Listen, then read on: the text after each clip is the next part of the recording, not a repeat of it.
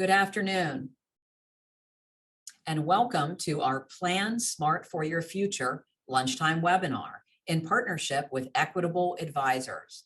I'm Betsy Benson, publisher of Pittsburgh Magazine. We're very excited to be here with you this afternoon with our speakers who will present you with some great information for your retirement planning.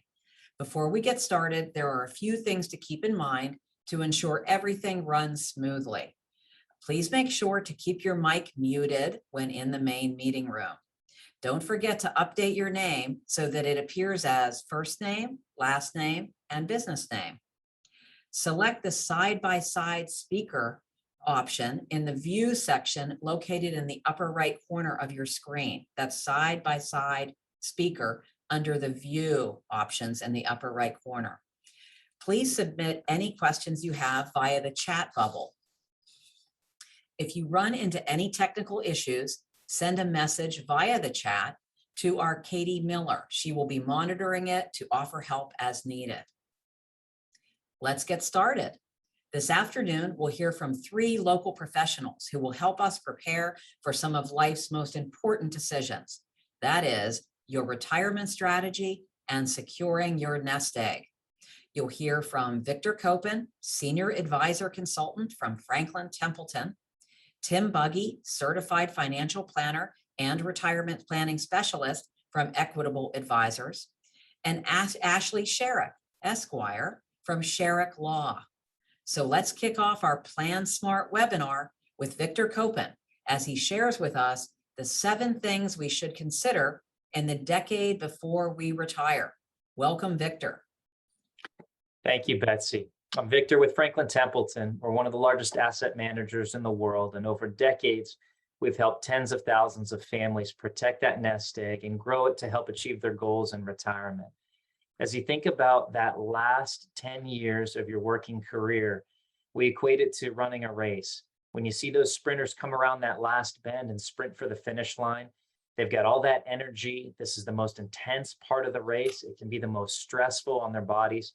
And the same thing in that last 10 years of our career. We don't want to stumble when we've got the finish line in sight.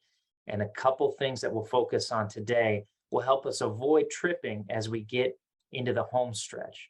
These 7 things that we've learned over working with clients over decades have helped us summarize some of the best practices that you can put in place too. Today, with our time together, we'll focus on just these first 4, determining when the time is right, taking aim at your retirement target, how to maximize that nest egg, and what to do when we get a portfolio checkup. When we think about retirement in general, we've got to give credit to who's called the godfather of retirement, Otto von Bismarck. In the late 1800s in Germany, he was fighting some political opponents, high unemployment and inflation, and he instituted a retirement program. Now, this was sort of a benevolent idea. Anybody who reached age 70 was eligible for a state pension, until you consider the fact that the average life expectancy in Germany at the time was 43.5 years old. Not quite as benevolent as it sounded. The government's actuarial bet was that most people won't reach retirement age. If you look at the United States, Social Security is our retirement pension system. It was passed into law in 1935. Ida Mae Fuller was the first recipient of a Social Security check in 1940. You had to be 65 years old to claim Social Security in 1940. Of course, the average life expectancy in the United States was 63 years old. The good news is we're living longer. Average life expectancy for somebody born last year in the United States is 84. So it's no surprise we've got a plan for maybe a 15 or a 20-year retirement. And doing that can bring up some important implications. Now, we've asked people over the years that we work with, what do you want to do in retirement? How do you want to do it? When do you want to start? And we pull in some outside data here from Morningstar, who asked folks when they thought they would retire. And the folks that said they wanted to retire at 55 years old, this was their plan, this is what they were working towards, realized that 58 was closer to the actual age that they retired. What they realized was that the cost of healthcare might have been a little bit higher, realizing that Medicare doesn't start until age 65. Perhaps the nest egg wasn't big enough, or they weren't on track in order to have enough retirement savings, or that other expenses were higher than they anticipated. The folks that wanted to work a little bit longer, maybe they were engaged in their job, having fun, had a small business of their own, and said 65 was their target retirement age, didn't quite make it there either. 63 was where they got pulled. And perhaps it wasn't by their own choice. Perhaps it was health, perhaps it was early unemployment from an employer. The economy changed, the job changed. Or perhaps on the good sense, they met their retirement goal early and they were able to get out earlier. But regardless of whether it was 65 was the target or 55, we found that people got drawn toward an average retirement age of 61. So whether you're on the low end or the high end, the only common factor here was the age 61. It wasn't how physical the job was day to day, how stressful the work was, or how long you'd been in that career field. 61 was the common factor. And of course, we can't make these decisions in the silo. If we've got a spouse or a partner, we need to consider them in these decisions too. In 1982, the average age for a male spouse was 25, female spouse 22. So an age gap of 3 years. People on average are getting married later now in their late 20s, early 30s, but that age gap, surprisingly, has stayed the same. It's been about 3 years. Flash forward to age 65, and I might have the nest egg all set, but now I also need to think about healthcare, not just for me, but also for my spouse. And we might have other implications involved there. Perhaps I can pick up a part-time job with full-time benefits, or perhaps we can start saving in a high deductible plan with a health savings account in order to cover some of these costs in the interim years. But if we look ahead towards end of life, the average male in America today that's 65 years old is expected to live to age 83. Well, now my spouse is 80 years old, and on average, she's estimated to live another 6 years beyond that. So it's not just financial implications, but how can we age gracefully, care, family, engagement in the community, and all of those things certainly we want to consider. A few important dates as we get into that home stretch. At age 50, we can talk about catch-up contributions, where that IRS limit for how much you can contribute to a 401k or an IRA actually increases. I'll talk about that briefly. At age 59 and a half, we can start drawing down from those qualified retirement plans. And at age 72, we want to keep this date in mind because that's when those requirement minimum distributions have to start to come out of those accounts that we've saved. And it's a different mindset. It's accumulate for our whole life. Then at some point in here, we may want to draw down those assets, but at some point we might be forced to draw down those assets. So let's have a conversation in this home stretch period about how to protect and preserve those assets. Ashley will talk about that later on how and when to most effectively draw Social Security. Tim's going to talk about that next. And all of these things can work together in order to hopefully keep a smile on our face through our golden years. So that age may change while we're in the home stretch even. I might think I'm working till 65 and maybe I get there, maybe I don't, but I've got at least a plan in place if it's a year or two before or after. But the most important thing on people's minds most frequently is how much do I even need to save for? Where should that target be? And I'll give you a couple quick rules of thumb on this. 3 that traditionally have worked and played a role in financial plans. The first rule of thumb is to save enough to generate 70 to 90% of your pre-retirement income. You might think, I want to live how I'm living now, at least. I don't want my lifestyle to decrease at all in retirement. And I'll tell you why that is 70 to 90%. There's a few costs that go down. Perhaps after 30 years, we've paid off our mortgage, or perhaps sooner. We're not driving to the office every day. Perhaps we haven't done that much in the last 2 years. I know my dry cleaner was happy to see me after a short hiatus these last couple years. And maybe we've got finally time to prepare food at home instead of eating out. Well, I'm in the phase of life where we're just trying to get a meal and make sure the kids get to where they need to go, and we're eating what we can when we can, so we can take some time to prepare food. Other costs that go up, healthcare is number one. Maybe we get to see the world and travel and check some things off the bucket list. We might be at home more often with utilities. And perhaps we've already got the ranch or we've got the first floor master suite set up, but we might need to make some home improvements if this is going to be the home that we age gracefully in, not from 65 to 75, but maybe from 75 to 95 or longer, hopefully. Now, the biggest chunk that comes out of this retirement budget is the fact that in retirement, if we're not working, we're not paying those Social Security taxes.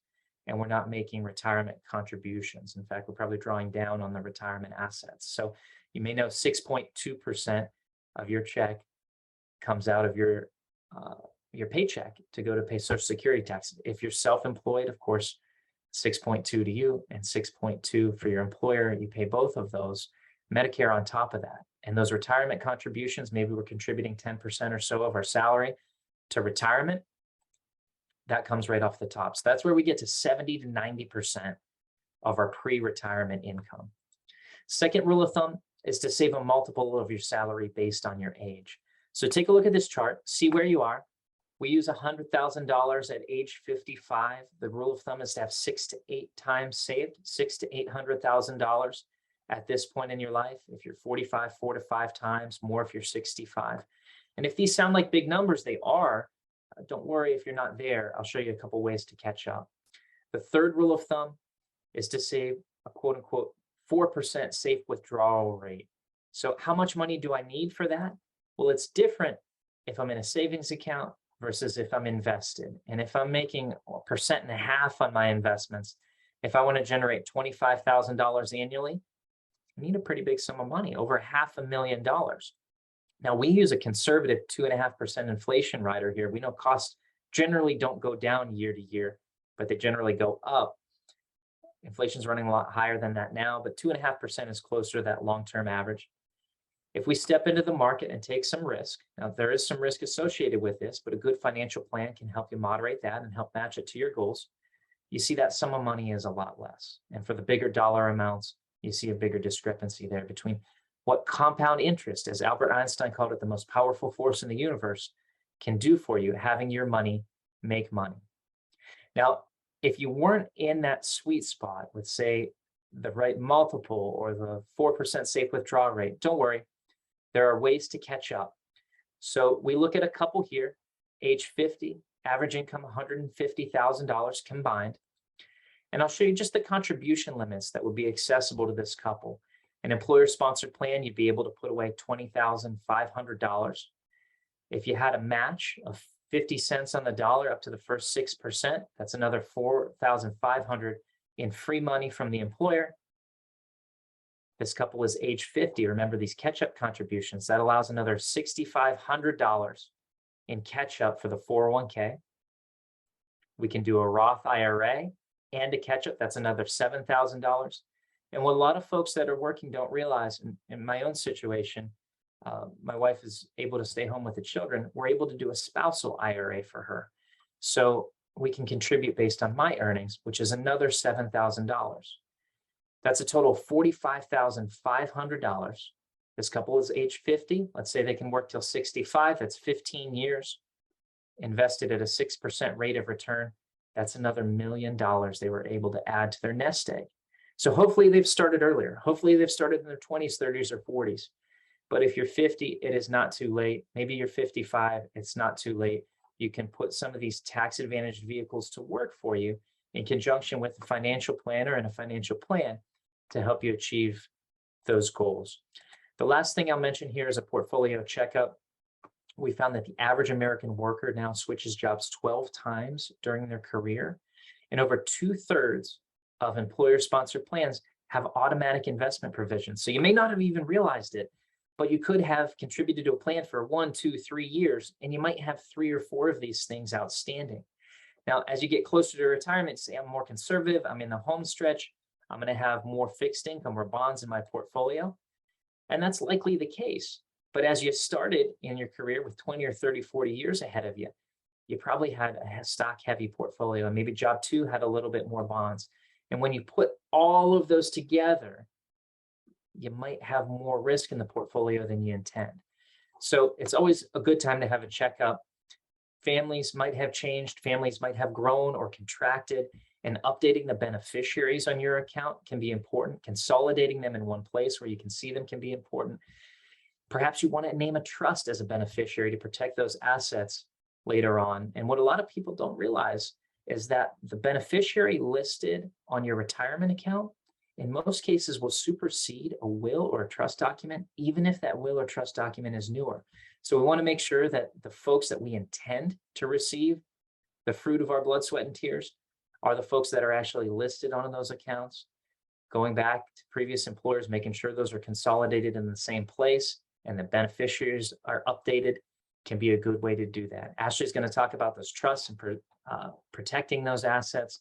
Tim's going to talk about how all these things have come together. And Tim, I know you've seen several family situations over the years with different beneficiaries listed on the accounts. Maybe they didn't intend, and helping them to piece that together with Social Security can be an important part to getting your plan.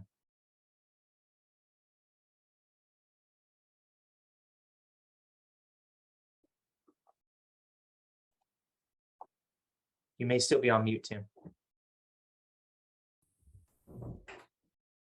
Hello, sorry about that. I had not unmuted myself.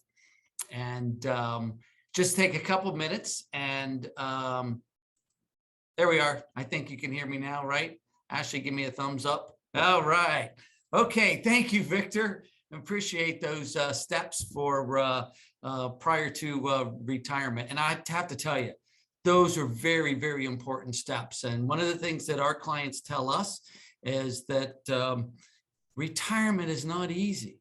It's hard to retire. There's a lot of things to do. So there's an old saying, people don't plan to fail, they fail to plan. Now, today, I'm going to take a couple of minutes and talk to you about Social Security. But before that, let me just take a couple of minutes to introduce myself. Again, my name is Tim Buggy. I'm a certified financial planner. I'm a retirement planning specialist. This is a designation I received from the Wharton School. And I recently was out there at a retirement summit, and we got some updates on Social Security that I'm going to get to share with you. We have an office down in Wexford. I'm actually from Cranberry Township myself, reside there since 1999. Was born and raised out in Indiana, PA. I've been with my company for 35 years. It's the only job I've had since I left college. I like to tell people, same job, same wife, my whole life. Okay, so I'm kind of boring that way. Maybe not. Okay, so with that, let me just get our presentation up here. Okay, and we will get started.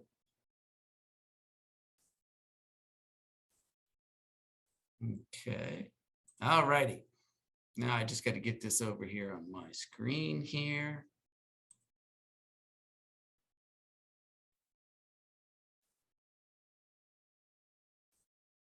All right, there we go. I just had to move the toolbar. All right, everybody should be able to see that. Okay, understanding Social Security. Now, we're not going to be able to cover everything there is to do with Social Security. There are 27 rules governing Social Security. But what we will do is make sure that we can cover the highlights. Now, one of the things that we do here at our practice is we do educational webinars, and we will do a deep dive into Social Security. So if that's something that you want to get more information about, just let us know. We can email you. These webinars are free to attend, and we will cover a lot more detail in Social Security on future webinars. Okay, first of all, let's take a couple minutes and just talk here about the value of Social Security. One of the things that I find, with our clients is they don't really understand the value of Social Security, not until they start receiving it. So one of the great things about Social Security is it provides us an income we can't outlive, and it's adjusted for inflation. So every year, just about every year, we get an increase in our benefits. It does provide a survivor benefit. I'll talk more about that in a little bit, but it provides a lot more income than we think. So on the screen here, you see the average benefit last year, almost $2,000. And one of the things that we learned up in Wharton, a couple, 65 today, one of them has a 50% chance of living into their 90s. So life expectancy is increasing. So if somebody's lucky enough to live into their 90s, they could be in retirement for 30 years, and they would receive, just with the average benefit, over $1 million from Social Security benefits. So we get a lot of money from Social Security. So it's very important that you understand your benefits. Now, one of the challenges we have with Social Security is the fact that we're uncertain, right? We've all seen the news on Social Security. We're going to run out of money. What's going to happen to Social Security? Is the benefits going to be there? Well, when we were out at the Wharton School, we took a deep dive into this. And one of the things that we learned was we've had a big surplus in Social Security. We collected more money than we actually paying out. But in 2021, we started to spend that surplus. Now, that's a result of the baby boomers. We have 10,000 people a day turning 65. Plus, the pandemic made a bunch of people retire and jump onto Social Security. So the projections now, we're going to run out of money in 2034. And we will only have 78%, enough money to pay 78% of the benefits. So the program that I go to out at the Wharton School is run by a woman by the name of Dr. Olivia Mitchell. And she is an expert in Social Security, Medicare. Actually, she was on a commission the president established to fix these. And she's telling us this story. She says, hey, we had the smartest people in the country on this commission. She said, we came up with 12 ways to fix Social Security. They just have to do something, okay? Our elected officials need to take some action. And 2034 is coming. So you will probably see in the next decade some changes. Now, here are some of the things they talked about. Well, the first thing and the easy thing to do is to raise taxes. We can increase how much we pay in. And as Victor mentioned, the percent that we're paying into Social Security earlier, half of that's paid by us, half of that's paid by the employer. So one is to increase tax. Now, Dr. Mitchell shared with us a couple other things that they talked about. She said, hey, we can raise the retirement age. And that's what we're doing right now. We used to have normal retirement at 65. It's now 66, and we're on our way to 67. So that could continue to where we go to 68, 69, and 70. We could also increase the cap on our taxable earnings. See, right now, if you make $170,000, basically $140,000, you've reached the max. You no longer pay into Social Security. Any earnings over top of that, you don't pay Social Security. So it's capped at $140,000. So we could take that cap off. And that means that's more revenue coming into Social Security. They did the same thing with Medicare years ago. Also, we could lower the benefits for future retirees. See, right now, the way they project these benefits that we're going to get is they use a wage increase, which is much higher than the CPI, okay, which is basically inflation. So we could lower that projection. And then the other thing we could do is reduce the cost of living adjustments that our retirees are receiving. Last year, they had a raise of 5%, which is great. This year, it's projected to be 8%. So maybe if we just bring those down a little bit, that'll help to preserve some of the assets that we have. So what's going to happen here? It's probably going to be a combination of all of these, right? But I will tell you from what Dr. Mitchell shared with us, these things are going to get fixed, okay? And it's probably going to take a number of them to solve these problems, but your benefits will be there. Okay, now, if you don't know where your benefits or know what your benefits are, where do you go to get them? Well, you want to go to SSA.gov, socialsecurity.gov. You want to create an account, create an online account. Years ago, they used to send these statements to us up until 2011. So it's been over, 10 years that we haven't been receiving these in the mail. But one of the reasons they did that, it saved $70 million not sending these out. So now you got to create an online account. You go there and you'll be able to see what your benefits are. It'll show you the benefits 62, full retirement, and 70. The other thing it's going to show you is this, your earnings history. Now, why is this so important? Because they use a 35-year average of our earnings record to calculate how much money we get every month. So the most important thing you can do is look at this. You're not going to remember how much you made 30 years ago or 20 years ago, or maybe even 10 years ago. But if you see zeros on this report, that's a problem, because that means your employer didn't record, your wages with Social Security. So you have to go about getting that fixed. And I've had this happen with clients. It takes some work to track down those records and get them to Social Security, because if you don't, your benefit's going to be lower than what it should. Now, one of the other great things about Social Security is that we can start taking our benefits as early as 62. But should we really do this? And one of the things we talked a lot about at the Wharton School was longevity. And everybody that we heard speak was like, hey, get your clients to push back the date of retirement because we're living so longer, and maybe not collect their Social Security benefits until later. So let me just go through how this works. We'll use me as an example. My full retirement age is 67. So if I want to take my benefits at 62, I take them 5 years early. And there's a 6% penalty for every year I take them early. So that means 6% times 5 years, it's a 30% reduction. I'm going to lose those benefits forever. And my raises won't be as big because the number is smaller. Now, one great thing about Social Security is if I delay the day, if I wait and defer, I can defer all the way up to age 70. So again, for me, 67, I can defer to 70. That's 3 years that I delay, and the benefits grow 8% a year. So that means that my benefit can be increased by 24% if I delay it to age 70. So one of the things you want to do is make sure you know what your benefits are and try to find a way that you can delay if possible. Now, the other thing that we have, of course, with Social Security is spousal benefits. We are entitled to our own benefit or 50% of our spouse benefits. Now, the reason this rule applies is because Victor mentioned this started back in 1935. Back then, a lot of women didn't even work. Okay, so they had to create this spousal benefit, but today we still have it. So I have my own benefit and I have a spousal benefit. So here's how this works. We get the higher of our own benefit or 50% of our spouses. So I have on the screen here, Bob's benefit is $2,200. Sally's is $700. So that means Sally's benefit will actually be her spousal benefit. That's the highest of $1,100.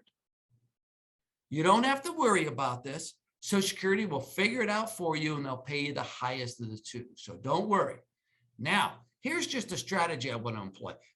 What if Sally was 2 years older than Bob? And Bob's full retirement age is 66. So he's going to go till 66. That makes Sally 68. So she is not eligible for a spousal benefit until Bob files. So does that mean she gets nothing until age 68? Well, that's what a lot of people think. What we would encourage is for Sally to take her own benefit. She takes her own benefit initially because she's not even eligible for the spousal benefit. And then when Bob files, her benefit will go up to the spousal benefit level.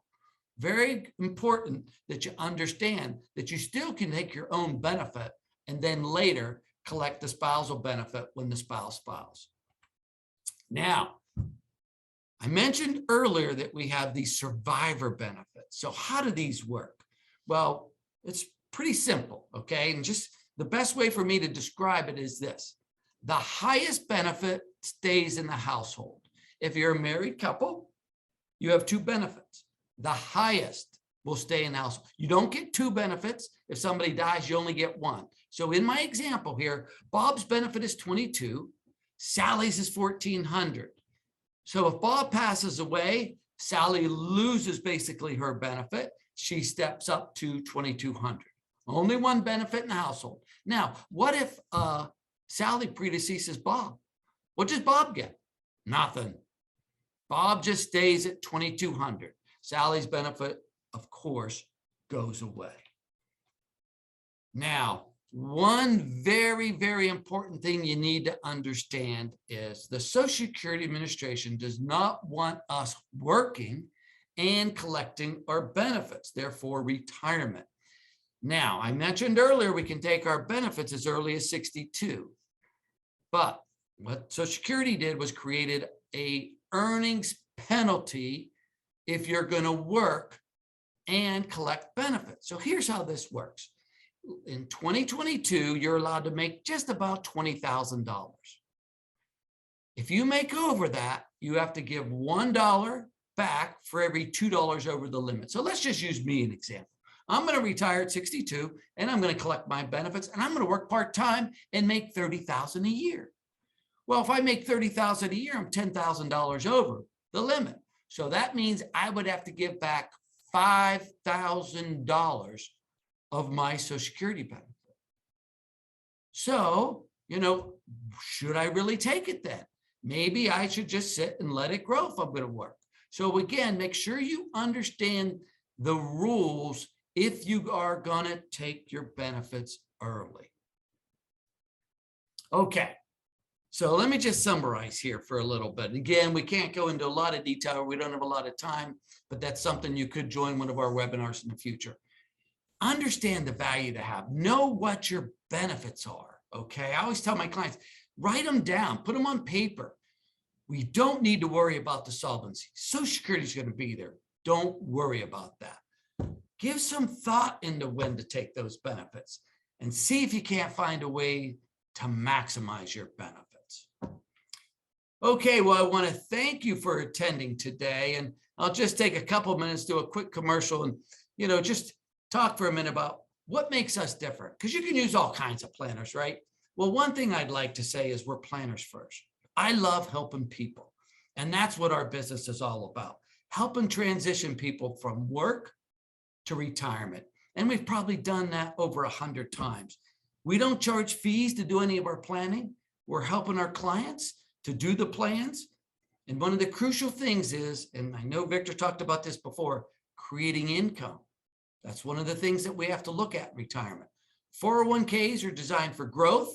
They're really not designed for income. So you need to really know how to generate income, because it is difficult to have success in retirement if you don't have the right type of investment. And of course, one of the great things we love from our clients is we love hearing from them and telling us, how much they appreciate the support and help. We have a team of 5 of us here to help our clients. And that's what we're here to, is to help people. Okay, I know Victor talked earlier about beneficiaries and estate planning, and we're fortunate enough to have Ashley Sharek, an attorney here, who her practice is all about estate planning. And she's going to share with us, okay, some really good tips on what we need to be sure to do when planning and doing estate planning. And I know a lot of people don't think they have an estate, but we all do. Okay, and it's important to have it set up properly. So with that, let me turn things over to Ashley. Thanks, Tim. Hi, everyone. My name is Ashley Sharek. I am the owner and founder of Sharek Law Office. I am an attorney that specializes in estate planning and elder law. So let me get my screen shared here so everyone can see the PowerPoint. No, I can't talk and do 2 things at once. So there we go. All right. Tim, give me a thumbs up if that is good on your end. You're good. All right, perfect. All right. So I also live in the Wexford-Warrendale area. My office is in Warrendale, right by Labriola's Italian Market. I grew up in Westmoreland County. My husband is a school teacher in Ohio, and that is why we moved to Wexford 12 years ago, and we've stayed here ever since. So that is where my practice is based out of. And when I started my own firm in 2018, my goal was to make estate planning accessible for everyone, because I work with seniors. Mobility is an issue, travel is an issue for some of my clients. So I do have a concierge practice where I will actually go to my clients if that is something that they need, to make sure that they're getting the best estate plan for them and their family, to make sure that everything are protected. So the majority of Americans do not have an estate plan. Over 55% of Americans don't have an estate plan, or they have an estate plan that is old, outdated, no longer works for what they need it to do. So if you do not have a plan in place, or it's something you've been putting off, I always tell everyone, I fully understand estate planning is not something anybody wants to do. It's not fun and glamorous. Nobody is really excited to come talk to me about death and dying. I fully recognize that. So I try to make this process, as easy as possible, but it really is something that everybody needs. So estate planning is not just a will for if you pass away. Estate planning in my world is comprehensive, which means we are covering all facets and all parts of your life to make sure that you are covered. So what about your financial decisions? So financial decisions, not only we typically think of this as a power of attorney if you were to become incapacitated. What if you're married and your spouse travels a lot for work, or one of you goes to Florida in the winter and the other of you stays in Pittsburgh? How do we use a document for convenience to make sure that spouses can help each other with those things. Or if you were to become incapacitated or slowly lose capacity with a medical diagnosis in the future, how can your adult children, your loved ones, help you with those financial and legal decisions to make sure that you are never stuck without a plan? What about medical decisions?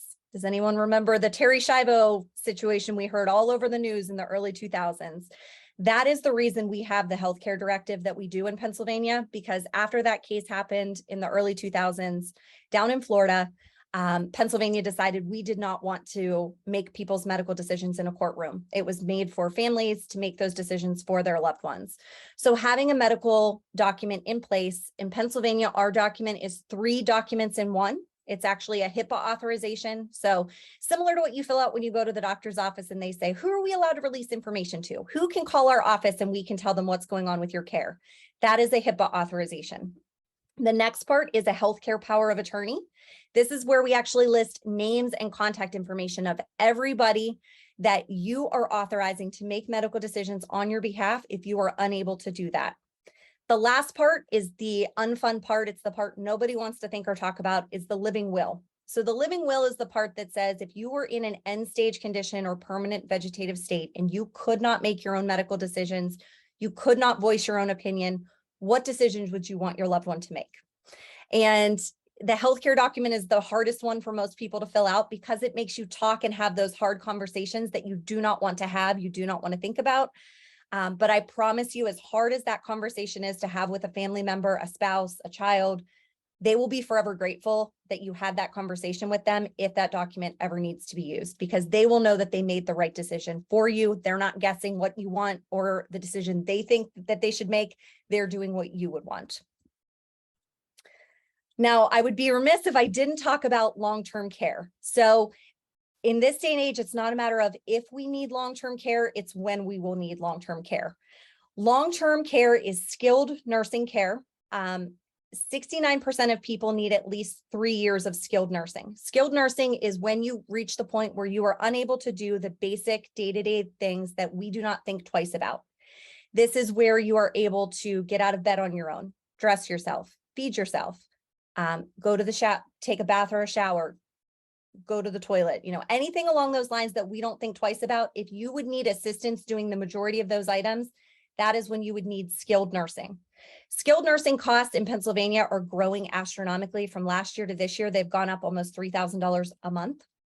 Average cost of skilled nursing in Pennsylvania is $15,000 a month. So it does not matter how much money you have saved and how much you have planned for your retirement. If you are paying $15,000 a month for care, people hemorrhage through money at that point because the cost is just astronomical. So most people wonder, well, how am I going to pay for that cost? A lot of people can do what's called private pay or self-insure, where they will use the money that they've saved and accumulated throughout their life through retirement and savings accounts. They will use those assets to pay the difference for their care. Some people have a long-term care policy. Now, if this was something that people got in the 80s and 90s, it's a traditional long-term care policy.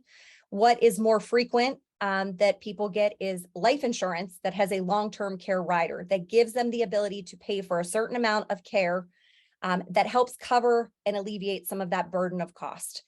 Now, if somebody does not have any of these things, or they've liquidated all of these to pay for care and they still need to pay for that long-term skilled nursing, at that point, similar to Social Security, we have a program that's under the Medicaid umbrella that will actually pay for long-term care for seniors once they have exhausted all of their resources. So once they are below a certain asset limit, they can qualify for Medicaid, and Medicaid will pay the difference to pay for their care. So some people don't want to spend all of their hard-earned money to pay for care. I always joke, if I knew that was the case, I'm going to stop working right now, because I'm not working as hard as I do to pay it all to a nursing home when I'm elderly to pay for my care. So there are ways that if we plan ahead, that we can actually keep control of our assets and make sure that we're protecting them as best we can. So that is what I like to call a Medicaid Asset Protection Trust. And this is a very bird's eye view of that process. But basically, we put certain assets, house is usually the big one people want to protect because that is their next largest asset after retirement accounts and brokerage accounts. So the easiest way to think of this is you put your house in a Medicaid trust. We put it in that treasure chest. We close the lid. We put a lock on it. The adult children are typically the beneficiaries and trustees. So they are the ones helping to manage that for you so that once that asset's protected, Medicaid has a 5-year look back. If that house is in that trust for 5 years and 1 day, and you need Medicaid and need skilled nursing, Medicaid does not count that house as a resource of yours because it is owned by the trust and not by you. So that is the way that we are able to plan ahead to protect those assets. And if we don't get a chance to do this planning ahead because of that 5-year look back, we can still help, we can still protect things, but it's not always as easy and we're not always able to save as much. So the more you're able to plan ahead for these things, the more you're able to save and protect of your assets. So what happens if you die without a plan? So most people have a general idea that if they pass away, their assets will be governed through the probate process, which is what we call it in Pennsylvania. This is done county by county. Every county is a little bit different, but generally the probate process is the roadmap for how assets get distributed. So most people assume probate, that's how my heirs get what I'm leaving them. Probate was actually created.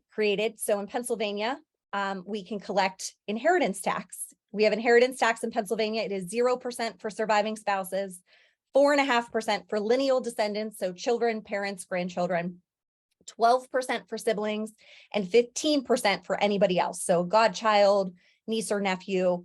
That is the tax rates that Pennsylvania charges inheritance tax. The other reason that probate is created is this is a public process. Everything becomes public record. With technology, you can log online, create a free username and password, and see if an estate has been opened for anyone you know that has passed away. That is how creditors come forward. If they have a claim and they are owed money from the decedent, they can come forward and say, I'm owed money, this needs to be paid. The third thing, after all those things are taken care of, Pennsylvania says, oh yeah, sure, whatever's left, go ahead, distribute that to your beneficiaries. So this process, just like this pipe, has a lot of curves and bends and takes quite a long time. Probate in Pennsylvania can take 1 to 2 years. And I usually tell people on average, assume that this will cost 5% of the value of your estate. So the assets that go through probate, 5% of that, roughly 5 to 7%, is usually the cost for attorney's fees, executor fees, if there's appraisals that need done, filing fees with the county, probate costs, all of those things add up and are very expensive. So most people, once they understand what probate is, they're like, why would anybody want to do that? I don't want to go through that process. I don't want my family to have to go through that process if I pass away. How do I avoid that? So a will is not enough to avoid probate. A will is your roadmap for how probate works, who your executor is, who your beneficiaries are. That is all a will does. If we want to avoid this process completely, that is where we talk about a revocable living trust.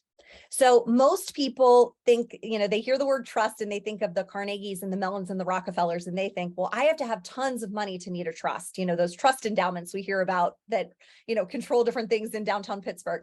That is not the type of trust that we are talking about. A revocable living trust is a will substitute. This is a way to avoid that probate process and make this process as easy as possible for your family and for your loved ones. A lot of times I have clients that say, I have young children. I don't want them inheriting $1 million life insurance policy the day they turn 18. Well, we can capture that in the trust and make sure that that money is protected.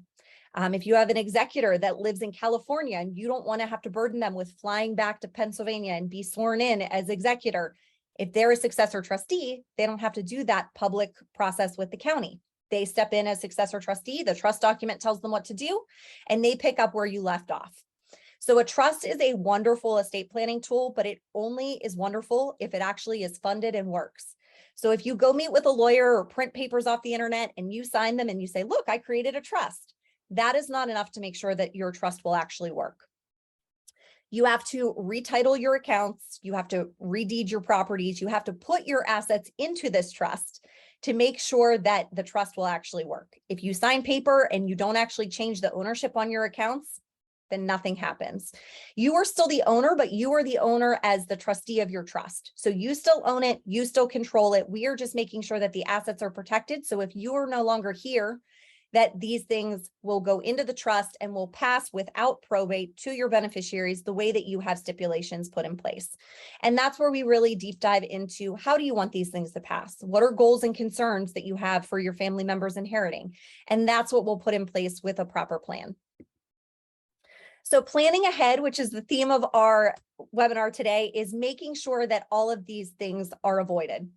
We can make sure that none of these things, we can control them the best that we can by planning ahead and putting proper planning in place.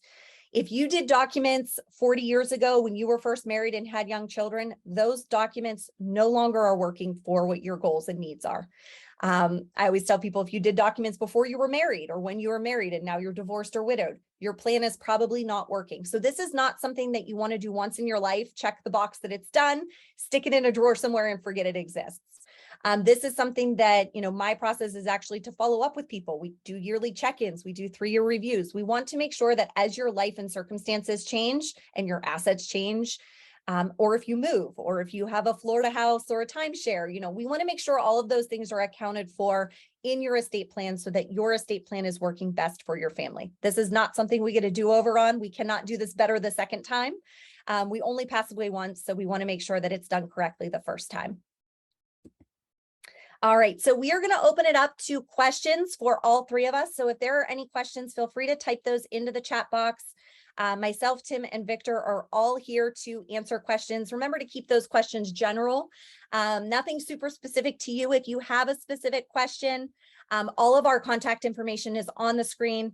Please feel free to reach out, schedule a meeting if you have specific concerns about your specific financial assets or estate planning documents. We're happy to help with you. We're happy to meet with you one-on-one.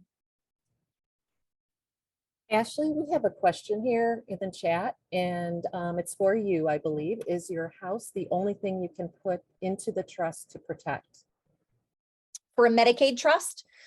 No, the house is usually the easiest thing for people to put in because it's the easiest thing for people to say, I'm okay with giving up ownership and control of that because it doesn't really affect your day-to-day living in that house.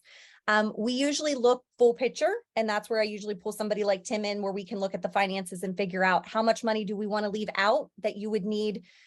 Usually we leave $100,000 or $200,000 out where if you need it, you can access it. If you have excess of that in a brokerage account, let's say that hypothetically there's $500,000 in a brokerage account that you don't really touch, you're just kind of stowing that away. That would be something we would look at putting in the irrevocable trust. Any asset that we put in the irrevocable trust is protected from Medicaid if we get outside that 5-year look back period. But we never want to put everything in where you feel like you can't do anything or go buy groceries because you put everything in the trust. So that's what we would look at to figure out what makes the most sense. But the house is usually the easiest thing to put in first. Are there any situations that the trust would not be the best choice? It would depend on the situation. So usually if somebody lives paycheck to paycheck, they don't have any savings, they don't own a house, they're not married, they don't have kids, we usually don't need any sort of trust. But if their situation is more complex or they're worried about skilled nursing care, then there's different types of trusts, either that revocable trust that we talked about or the Medicaid Asset Protection Trust is a good tool to make sure that things are protected. And Tim, how does the stock market correction affect planning? Well, that's a great question. Okay. One of the keys to having a properly designed plan is making sure that money that is invested in the stock market is not needed. Okay. So as Victor talked a little bit about when we get close to retirement, that portfolio checklist, dialing those assets back. Okay, to be more conservative when we get closer to retirement. And that's the key. There's nothing we can do right now. And I do run into this a lot of times. Sometimes a stock market correction like this will cause somebody to delay retirement because they didn't dial back their assets.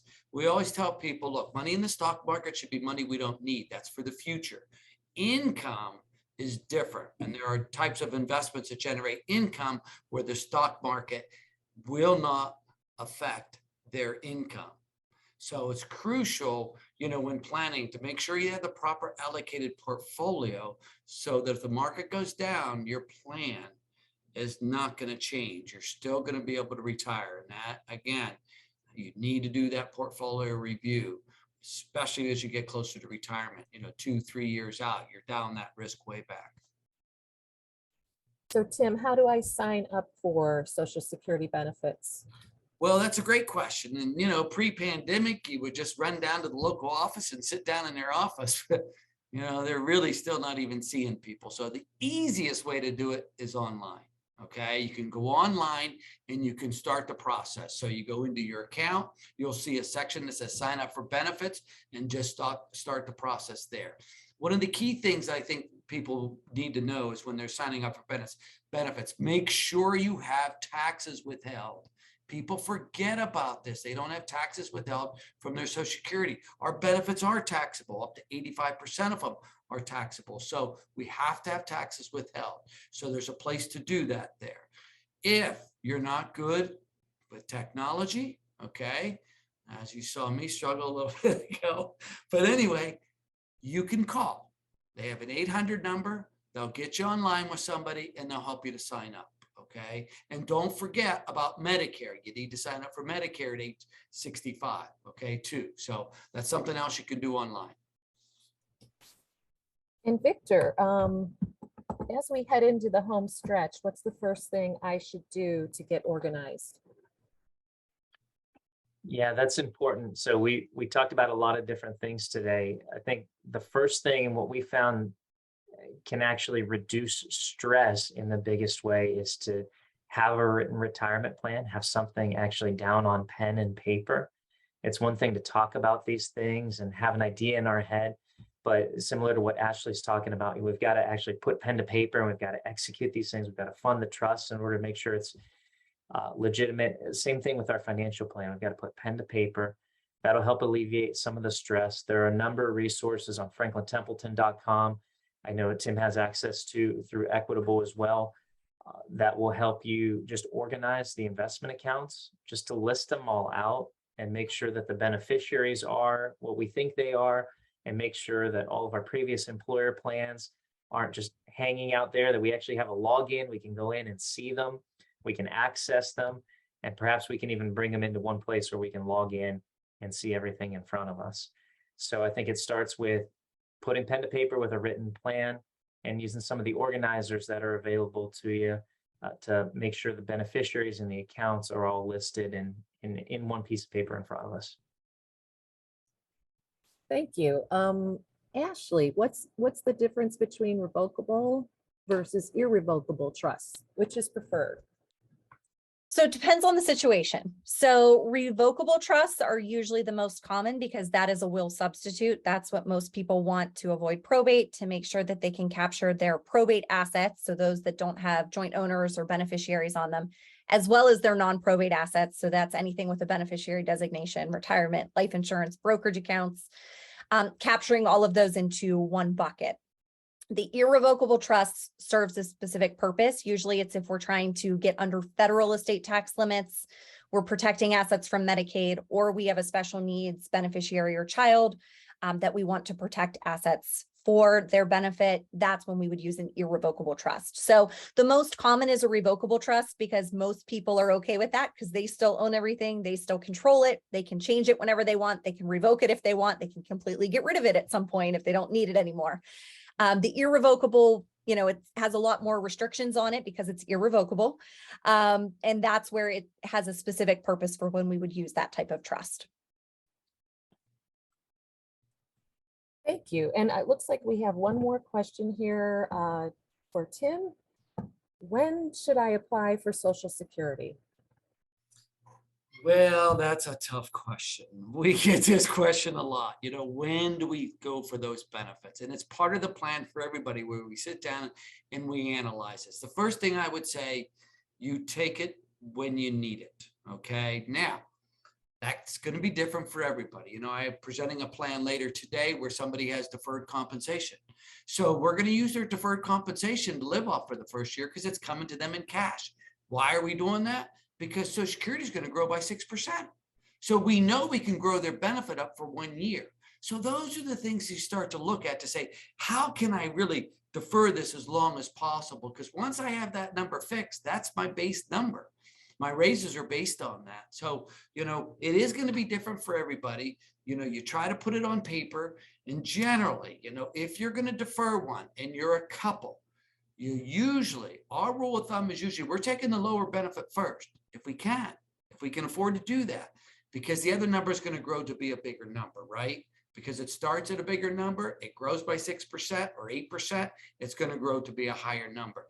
And remember, the largest benefit stays in the event of death. So by growing somebody else's benefit helps both spouses, okay, in the event of a death. But again, if you need the money, you take it. Okay, that's the key, because sometimes I see people with not too many assets and they're trying to spend down cash, their emergency reserve, just to preserve retirement. Okay, so this does take a little bit of planning. So just give it some thought, put the numbers on paper, take a look at it, and then make some decisions going forward.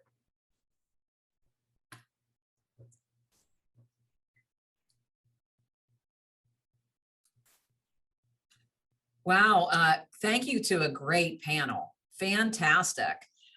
Really enjoyed, learned a lot. Know that this is information that I'm very interested in at this stage, and you really offered some new perspective. So thank you to everyone for joining the Plan Smart for Your Future webinar in partnership with Equitable Advisors. We hope you had a great time and learned a lot like I did. Have a pleasant afternoon. Thank you, everybody.